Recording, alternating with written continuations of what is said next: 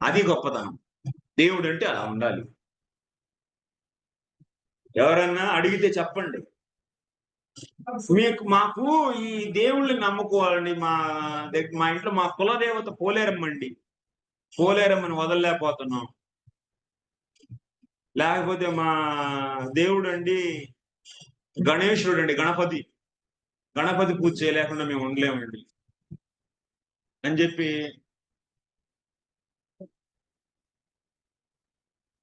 రకరకాలుగా జనాలు రకరకాలైనటువంటి నమ్మకాలు పెట్టుకొని వాళ్ళ ఆధ్యాత్మిక జీవితాన్ని నాశనం చేసుకుంటున్నారు.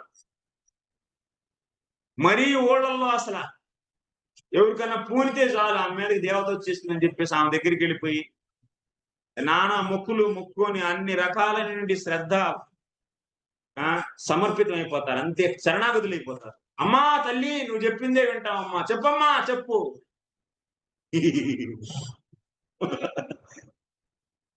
ఏంటి చెప్పేది? దెయ్యాలకి దేవతలకి కూడా లొంగిపోతే నీ భక్తి స్థిరమైన భక్తి కాదు. మాంచయో అవ్యభిచారేణ భక్తి యోగేన సేవతే. భగవంతుడికి ఎటువంటి ప్రేమ కావాలి? శుద్ధమైనటువంటి ప్రేమ. నీ యొక్క నమ్మకం కేవలం ఆయన పైనే ఉండాలి. వ్యభిచారత అనేది ఉండకూడదు. పలు రకాల దేవుళ్ళ పైన నీ మనసు వెళ్ళకూడదు. ఎందుకంటే అందరినీ సృష్టించింది ఆయనే. అందరూ ప్రళయం తర్వాత వెళ్ళిపోయి తనలోకి, కానీ నిత్యం నివసించే తనే.